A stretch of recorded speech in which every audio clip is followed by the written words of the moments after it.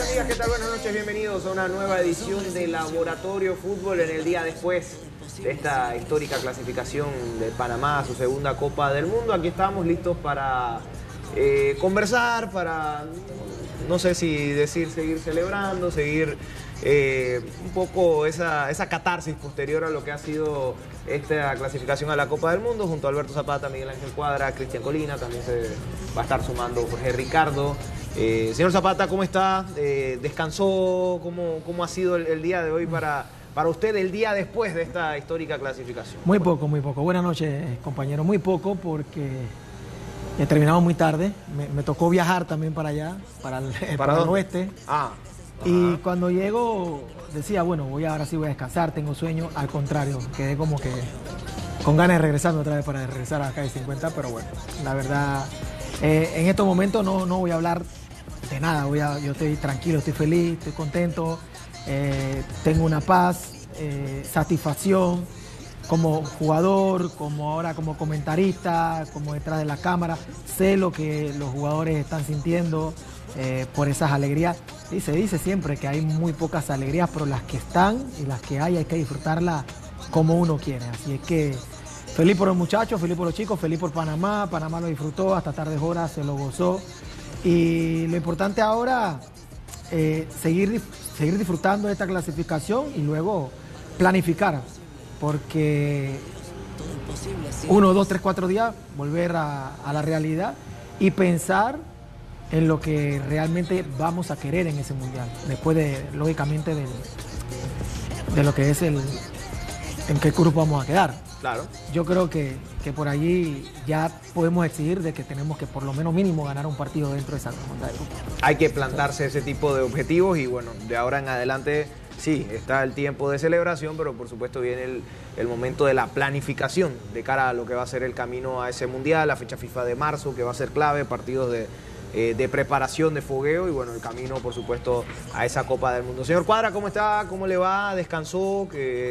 ¿Con qué se queda de esta celebración hasta altas horas de la mañana, la gente en las calles celebrando la selección de Panamá? Buenas noches para ti, Manuel, para Alberto, para Cristian, para Jorge Ricardo, también para todos los suscriptores. Contento, definitivamente muy contento. Se logra el objetivo, que era que todo Panamá quería, que era que todo panameño deseaba. Más allá de cualquier cosa que haya podido pasar durante la eliminatoria, creo que se logró el objetivo que hace mucho tiempo se venía esperando, se venía soñando, que Panamá pudiera hacerse fuerte en casa, que hiciera el trabajo en Rommel, que la gente obviamente le diera ese espaldarazo a la selección y que la selección se sintiese cómoda jugando en casa. Creo que se lograron todos esos objetivos. Creo que más allá de todo lo que se ha vivido en las últimas 24 horas, ahora me quedo con lo que decía ayer Alberto Carrasquilla, ¿no?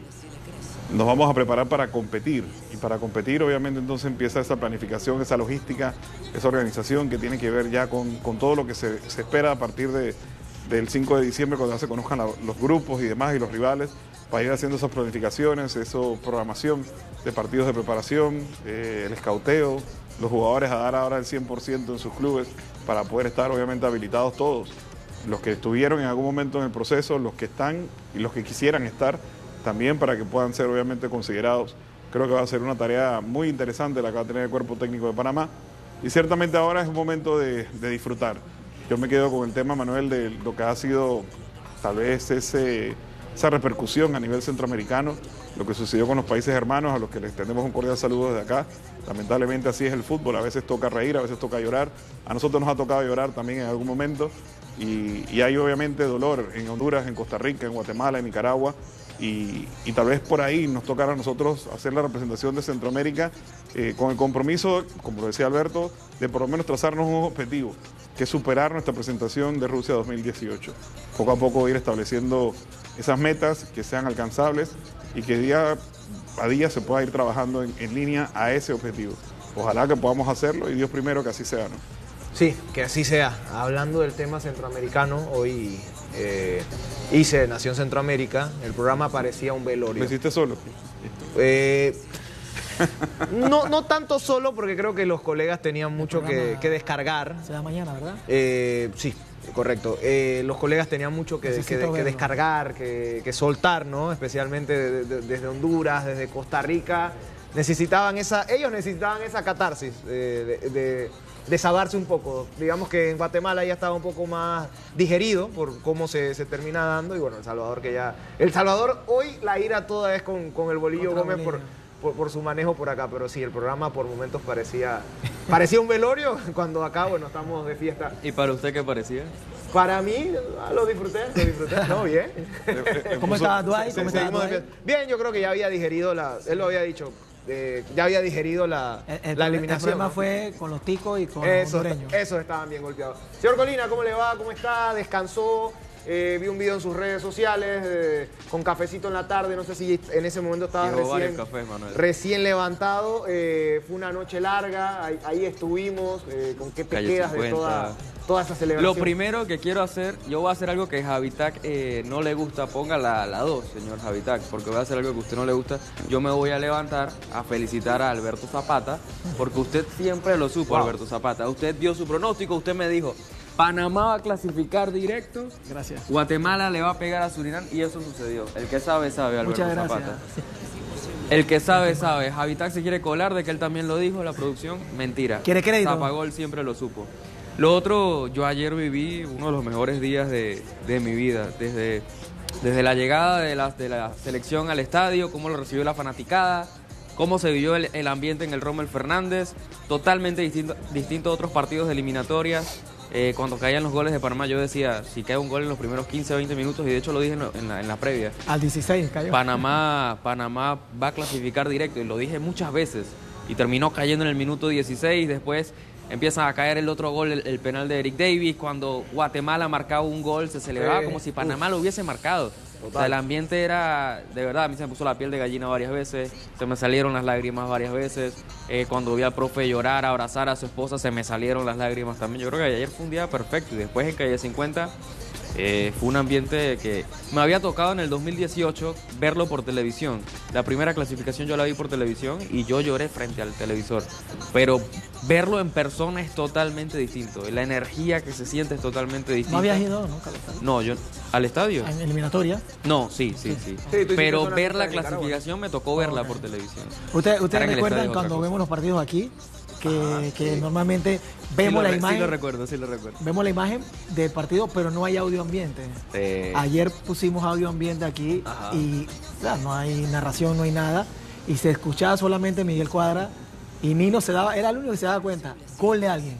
¿Usted no está escuchando? Y se escuchaba la algarabía, se escuchaba es que era algo la gritadera de la afición celebrando el gol de Guatemala. Sí, es porque un fanático decía gol de Guatemala y se corría la voz. Iba escalando. Eso sí estuvo preocupante, esa parte que acaba de mostrar la producción ahí.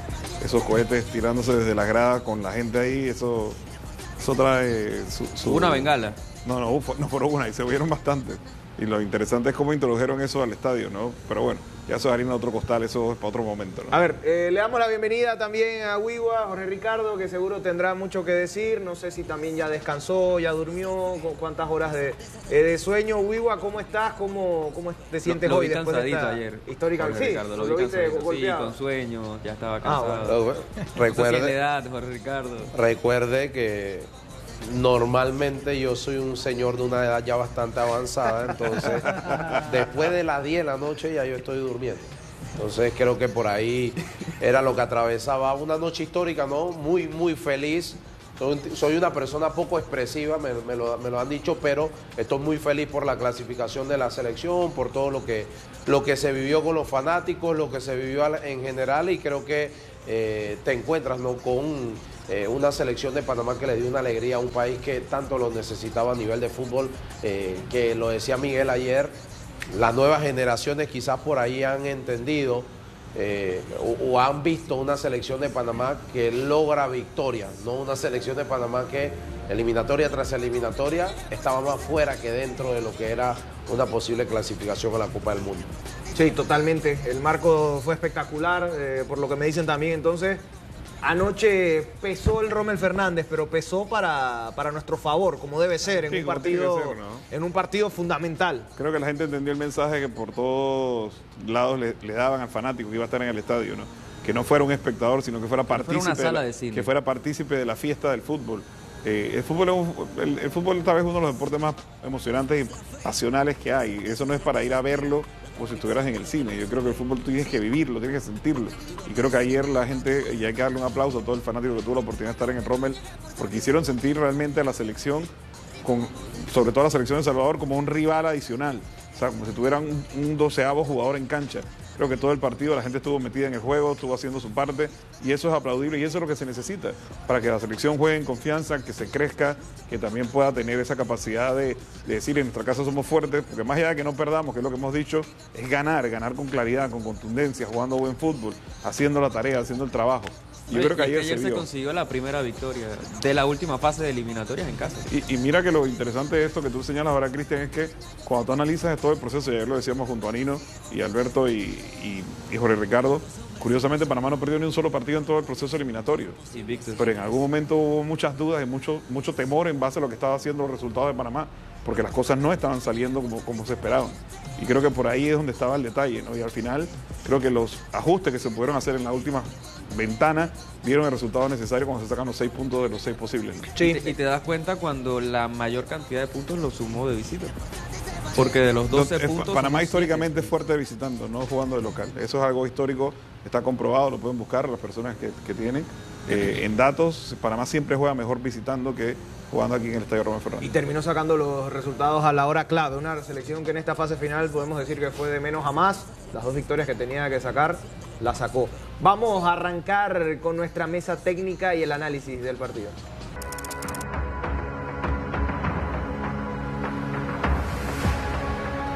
Bueno, ahora arrancamos de manera formal nuestra mesa técnica. Hablar un poco, seguir compartiendo conceptos, ideas de lo que fue este partido, la victoria por goleada de la selección de Panamá. Ahí tenemos, ¿no? De parte de lo que fue ese pase, fue espectacular. Si hubiese terminado en gol allí, perfecto. Sí, hubiese sido un golazo. Estas son imágenes exclusivas de nuestra cámara. Sin ángulo, cámara de tiros porno. Y un golazo. De verdad que lo de Blackman, un tipo que siempre te cumple cada vez que le ha tocado jugar con la selección de Panamá. Así ha sido. Ahí está el gol de Eric Davis de penal. No le quedaron grandes los zapatos de Michael Amir Murillo. No, para nada. Y es que en el pasado ya, Blackman ya había dado resultados teniendo que reemplazar a Amir, teniendo que jugar por delante. Y bueno, ahí el gol del entraba Pumita, porque entraba, me decía usted, señor Manuel. Sí, fueron múltiples intentos ahí en esa. Y fue una noche también en la que nuevamente Panamá falló goles, que afortunadamente ya no nos pesaba. Pero sí, el resultado pudo haber sido incluso más abultado. O sea, fue una selección que salió completamente a hacer su trabajo, a ganar el partido y a intentar pasarle por encima al rival, para no dejar ningún tipo de dudas. Sí, yo creo que fue contundente Panamá. Digo, por ahí obviamente hubo momentos donde acá lo decía y Alberto lo explicaba muy bien anoche. Creo que ya en la segunda parte pudimos ver que Panamá baja la intensidad en base a lo que era la reacción de lo que estaba sucediendo en Guatemala, ¿no? Entonces, por ahí sí se fallan oportunidades bastante claras, pero bueno, eso está dentro del partido. Creo que también importante, ¿no? Rescatar sobre todo, aquí podemos ver a don Alberto Quintero haciendo gala. La verdad que lo habíamos dicho, lo habíamos pedido Cristian, yo creo que en uno de los análisis que habíamos hecho después de la fecha de octubre lo dijimos. Me parece que él y Cooper podían darle una variante muy clara a la selección de Panamá. Cooper no estuvo, pero sí estuvo Alberto Quintero.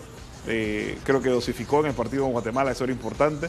En este partido también, los minutos que estuvo, creó oportunidades para sus compañeros. Tuvo esa oportunidad donde él pudo haber sacado el remate, no lo quiso hacer, prefirió cederse a la cabra y lamentablemente la cabra no pudo definirla y terminó entonces en la segunda pelota, siendo José Luis Rodríguez también uno de los jugadores importantes de este grupo, metiendo la pelota para dar el tercer gol, ¿no? Pero creo que lo que vimos en general es un resumen del esfuerzo, ¿no? De los chicos, que hay que aplaudirlos, hay que celebrar ese momento y disfrutarlo. Yo creo que ahorita entrar en el análisis de qué funcionó o no, yo creo que eso ya eso es otra historia, eso es para otro día. La palabra no ahorita en este momento. Ahorita no tiene mucha ciencia, ¿no? Yo creo que lo que sí podemos ver es cómo se dieron variantes que sí ayudaron al equipo para que el equipo jugara distinto. Y eso era importante, ¿no? Yo creo que el único ejercicio por ahí que nos queda pendiente en esta eliminatoria es el tema de que nuestros delanteros marquen más goles. Porque siempre terminan marcando goles jugadores del mediocampo, defensores. En este caso el que abre la lata es un lateral o un carrilero, pues. Pero termina siendo esa la cuota, el segundo tanto, el carrilero por izquierda. O sea que todavía nos cuesta esa deuda es la única que siento yo que tenemos a nivel de la eliminatoria, pero en general creo que Panamá ayer jugó un partido serio, un partido con todo el ímpetu que necesitaba tener y lógicamente le termina dando rédito no solamente en los goles, sabía que tenía una tarea de anotar goles, pero también un resultado que ya al medio tiempo ellos sabían que se estaba empatando el partido, luego las sensaciones, también tenía la oportunidad de conversar con algunos de ellos hoy temprano que iban retirándose hacia sus países a disputar lo que es los entrenamientos previos a su partido del fin de semana con sus clubes, y decían, cada vez que se anotaba el gol nosotros sentíamos, porque la fanática te lo hacía sentir, tú escuchabas realmente al fanático dentro de lo que era el rectángulo corear un gol y sabían que no estaba pasando en el estadio Rommel Fernández. Mira, ayudó mucho, la verdad, hay que ser bien sincero, ayudó mucho el gol a los primeros 15 minutos. Sí. Eso le da confianza a cualquier jugador, le da confianza a esa vibra positiva que viene de allá para acá también, porque eso también juega. Liberas tensión. Liberas tensiones. Yo no me voy con el no. Para mí, lo había dicho en la previa, Panamá tiene que saldar la deuda que tiene con la afición. Y para mí lo hizo. Independientemente de que tuvo muchas oportunidades de gol, sí, porque fácilmente el partido hubiera podido quedar 7-0. Sin decirte otro resultado, 7-0. Panamá marcó 3 goles, que para mí también es goleada. Para mí es goleada. 3-0 es goleada. Convenció, la gente lo disfrutó, la gente lo gozó, la gente apoyó, la gente salió feliz. ¿Por qué? Porque había ganado 3-0 a El Salvador, a un rival que ya sabemos histórico, y porque se dio el resultado que Guatemala hizo su trabajo y ganó su partido. No hizo su trabajo para que no nos favorezca, hizo su trabajo como selección nacional, ganó su partido y a nosotros nos favoreció. Yo creo que en estos momentos no encuentro ninguna razón para decirle que no. Sí, hubieron errores, hay cosas que hay que mejorar, hay cosas que hay que cambiar. Eso lo va a saber el cuerpo técnico. Hablábamos de la planificación de aquí en adelante, pero lo que queda es disfrutarlo, gozarlo. No todos los días se clasifica al Mundial y de forma directa yo creo que es muy merecedor de que Panamá esté ahí en ese ranking y sobre todo siendo el número 4, ¿no?, de CONCACAF. Ustedes hablan de planificación, denle una semanita de descanso al cuerpo técnico. No, el cuerpo técnico lo hace. Yo creo Unos que 5 días, por favor. Yo creo que seguramente que liberen presión. Ellos tienen que ir a... Sus vacaciones las van a tener ahora a fin de año.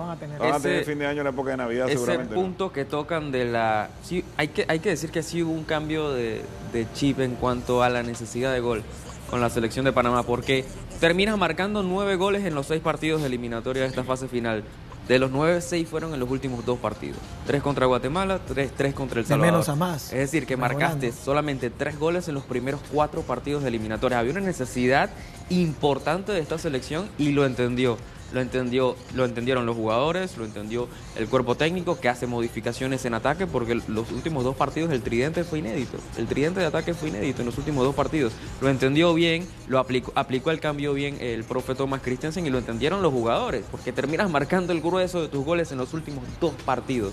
6 goles en los últimos 2 partidos de eliminatoria. Habías marcado solamente 3 en los 4 partidos anteriores y ahí hay que darle un aplauso al profe, que entendió bien que en los últimos 2 partidos había que buscar los goles y que los jugadores también tenían un empuje, porque, ojo, la actitud de los jugadores en estos últimos partidos, sobre todo ayer en el Rommel, era de comerse vivo al rival. Tú veías a todos los jugadores corriendo cada pelota, buscando el mínimo espacio, jugábamos más por dentro que por fuera. ¿Cuántos centros vimos contra Guatemala?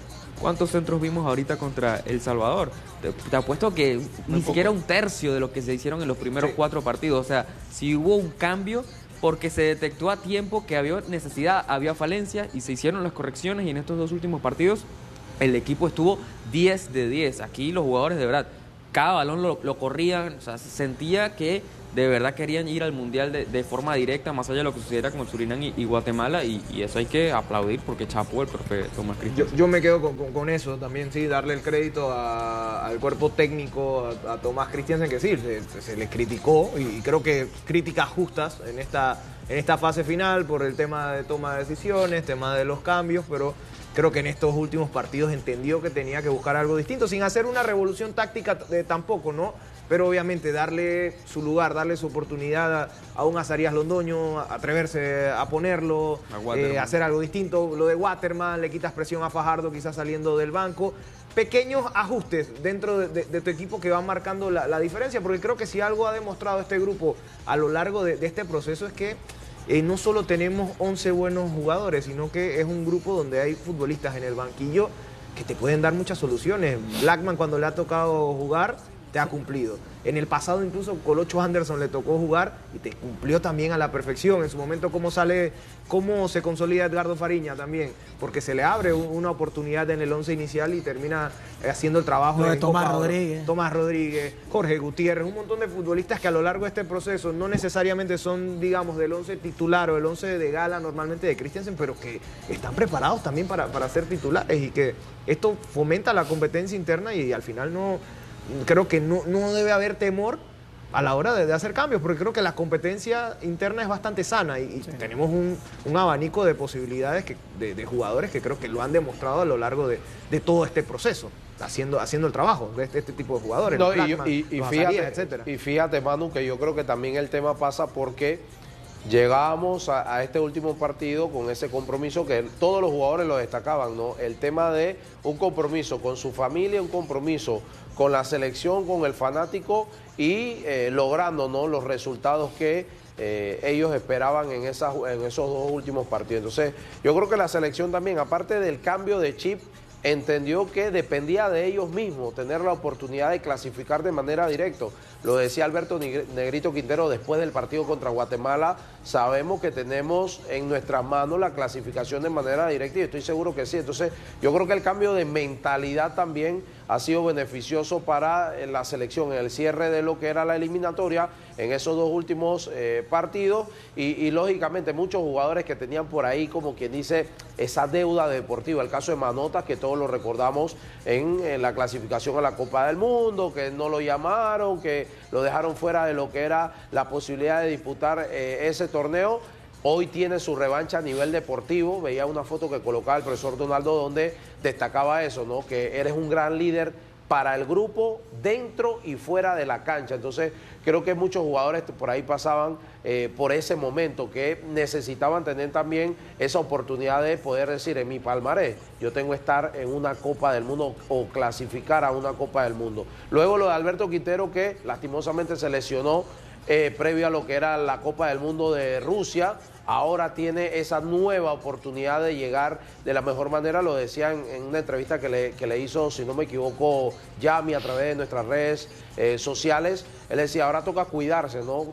Toca llegar de la mejor manera en estos últimos 6 meses antes de lo que es la Copa del Mundo, para entonces poder llegar en óptimas condiciones. Y sin duda que creo que por ahí lo de Aníbal Godoy, que durante mucho tiempo también fue muy criticado, también fue puesto en el paredón de los jugadores que quizás por ahí decían: está viejo, tiene que salir, que no vuelvan a ponerlo titular, pero sigue mostrando también el gran jugador que es Aníbal Godoy y el gran líder que es también dentro de esta selección. Así que yo creo que por ahí el camino también busca tener esa oportunidad, ¿no?, de devolverle a muchos de los jugadores de nuestra selección otra oportunidad más de poder estar en esta ocasión en una Copa del Mundo. Completamente.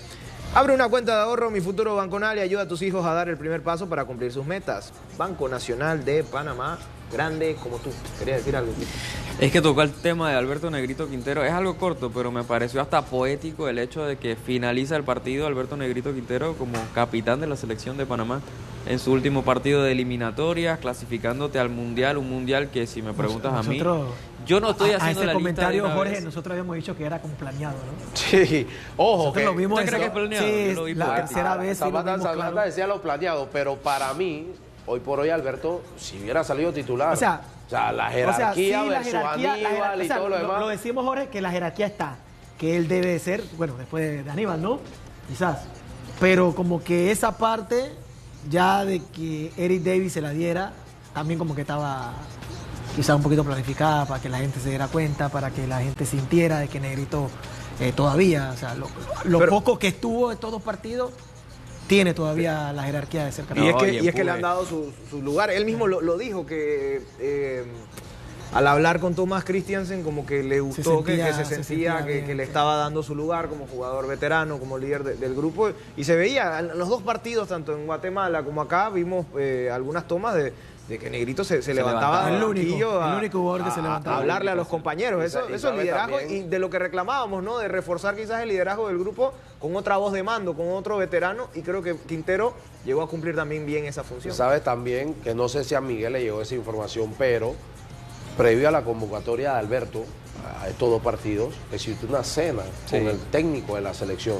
Una cena personal, o sea, Alberto y el técnico de la selección para conversar de lo que buscaba el técnico. O sea, sabes, quizás hoy no vas a salir titular, necesito que seas revulsivo, que me aportes mucho, que me ayudes con el grupo. O sea, esa es una relación que en las 4 primeras fechas nosotros no la íbamos a poder ver, porque es que la necesidad también nos llevó a un escenario donde todos tenemos que unirnos, todos tenemos que ser uno solo. Entonces vamos a ver en qué puedes ayudarme en esta selección, porque era una selección que quieran o no quieran, Alberto Quintero, Luis Manota Mejía, Aníbal Godoy, son las 3 voces de más experiencia. Después por ahí encuentras a Eric Davis, encuentras a Cecilio Waterman, que son jugadores quizás con un recorrido menor de lo que tienen los otros nombres ya mencionados, pero que también forman parte de esa curul de 5 jugadores que para mí tienen una jerarquía en la selección por edad y por todo lo que han logrado. Y de ahí en adelante se encuentra a los Fidel Escobar, a los Michael Amir Murillo, a los Bárcena,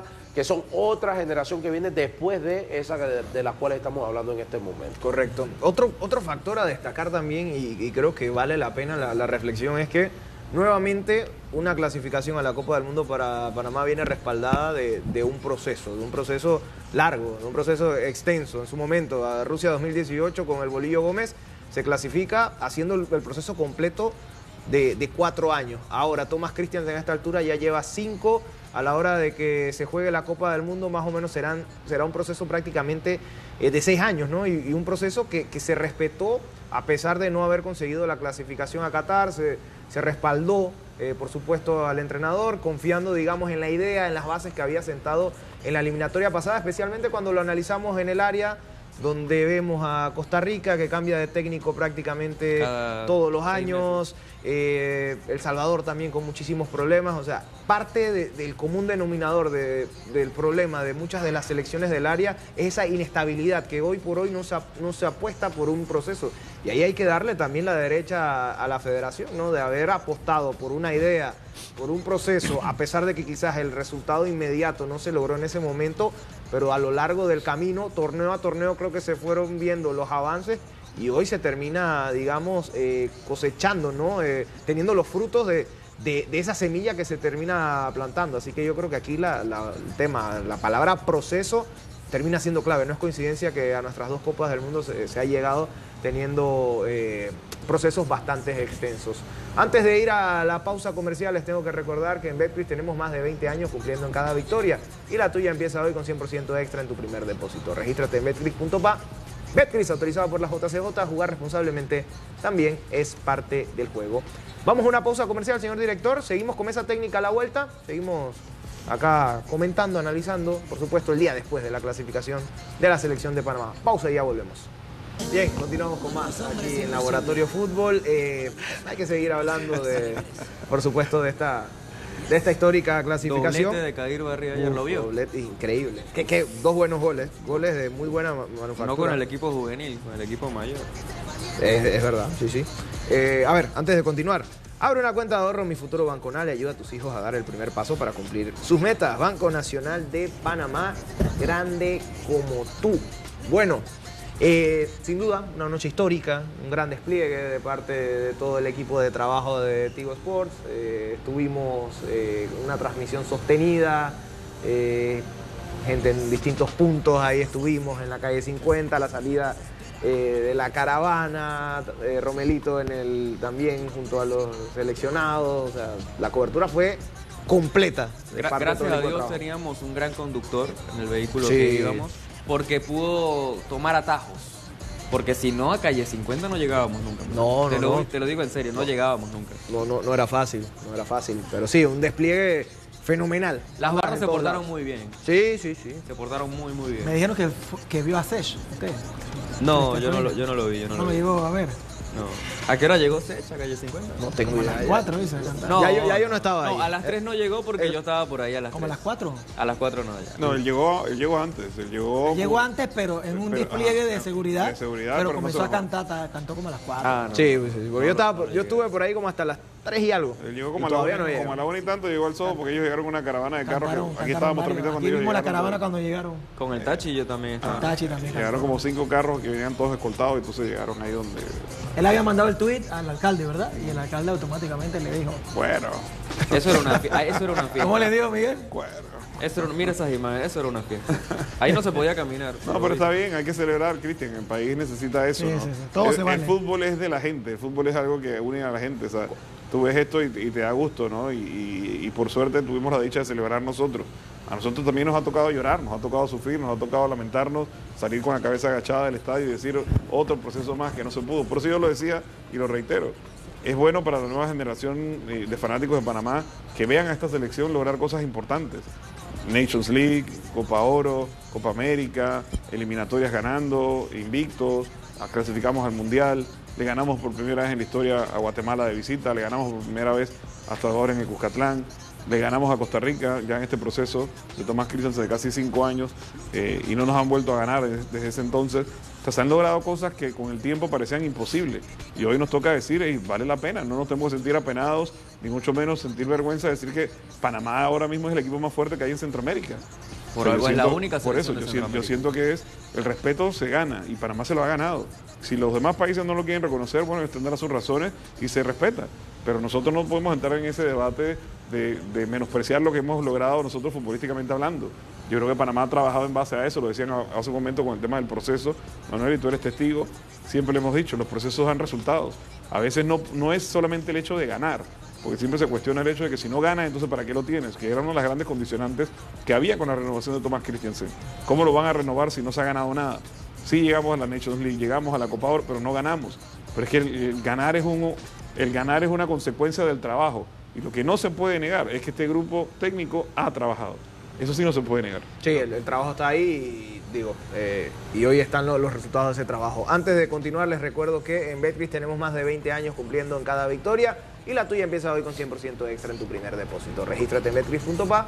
Betcris, autorizado por la JCJ, jugar responsablemente también es parte del juego.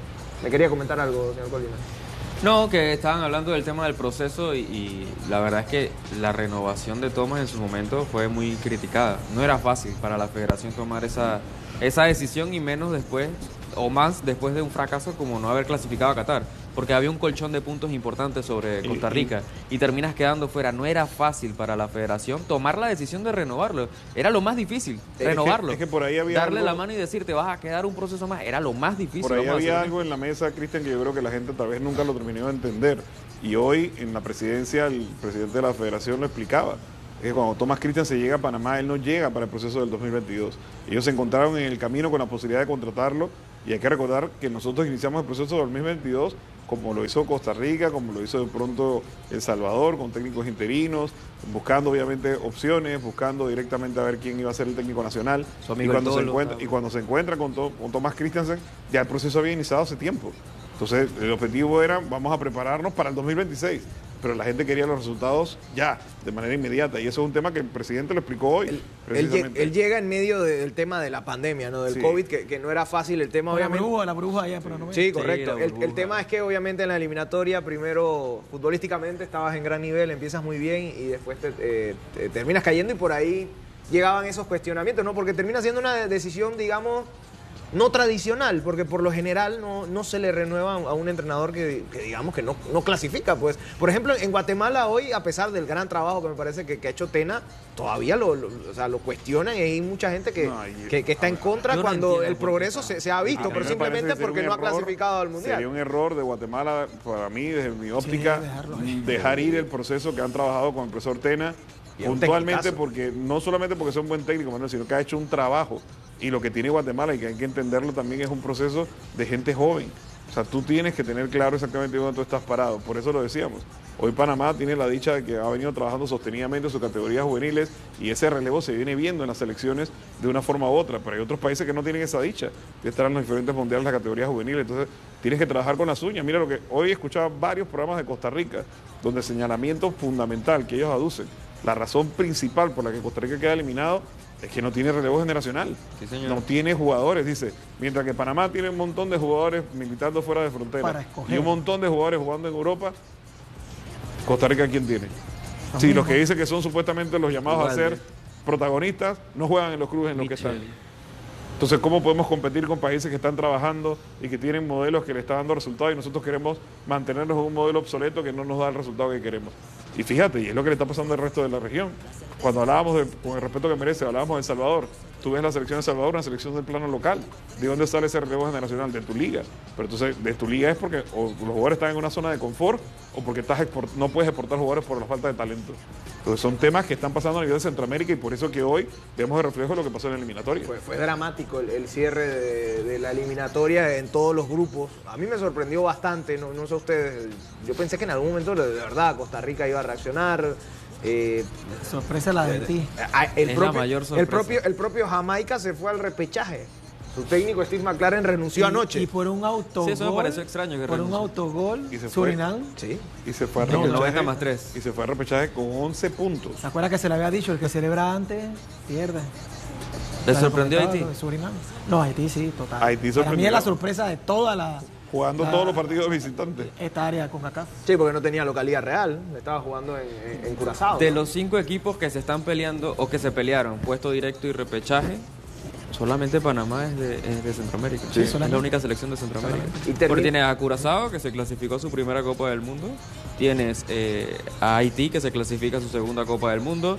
Y el repechaje es de Jamaica y de Surinam. O sea, que no hay Centroamérica está en estado de alarma, de verdad. Esto es un llamado de atención a Centroamérica de que tiene que empezar a ponerse las pilas, que tiene que empezar a trabajar procesos, que tiene que empezar a mover su maquinaria y traer jugadores o tratar de exportar jugadores a que jueguen a mejores ligas. Porque ya lo decía Miki Cuadra, El Salvador, Nicaragua, Guatemala, Honduras, la mayoría de su fuerte, de su plantilla, son jugadores del plano local y así es muy difícil que una selección pueda prosperar o pueda crecer. Y es un estado de alarma, vamos a hablar claro, para Honduras y Costa Rica quedarse fuera de esta Copa del Mundo es un fracaso. En un grupo donde compartías con Haití y con Nicaragua, o sea, vamos, los favoritos eran ellos. Y más todavía aún es fracaso si sigues cambiando de entrenador. Claro, claro, la federación no parece no tener claro exactamente cuál es el objetivo final, pero si te das cuenta todo se resume en una sola cosa.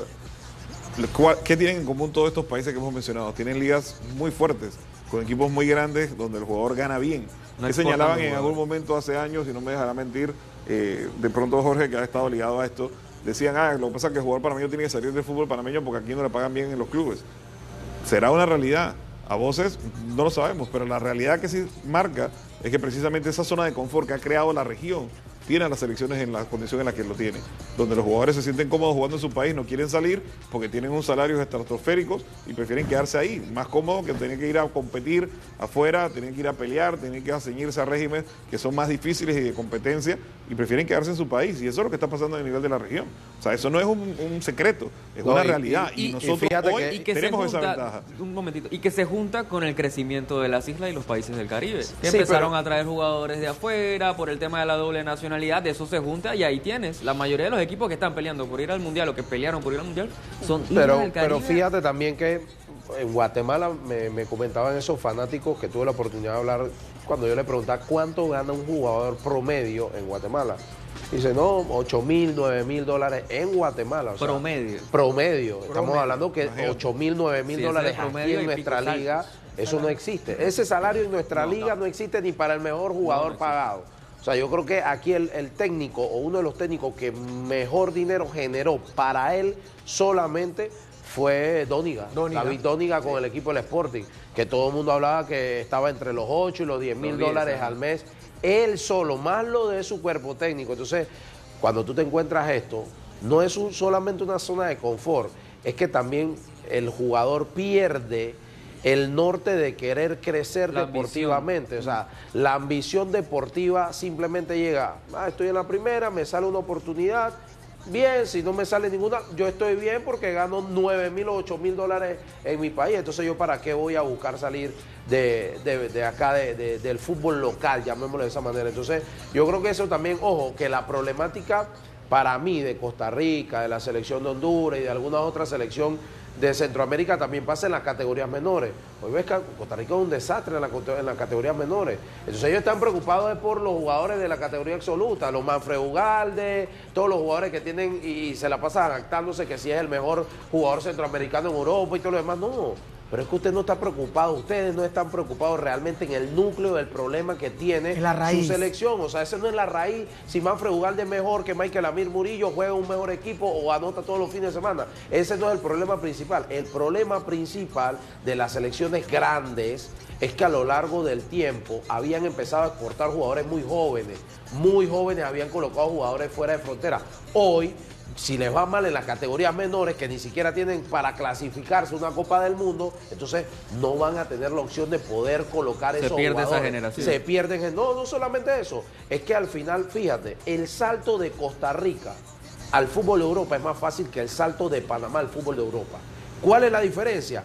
Que hoy por hoy nuestros jugadores no van a las mejores ligas de Europa, pero van a Europa y se codean en buenas ligas de Europa y juegan eliminatorias de fase previa de la Champions y clasifican a la Champions en eliminatorias con clubes modestos, pero tienen el bagaje de jugar en Europa.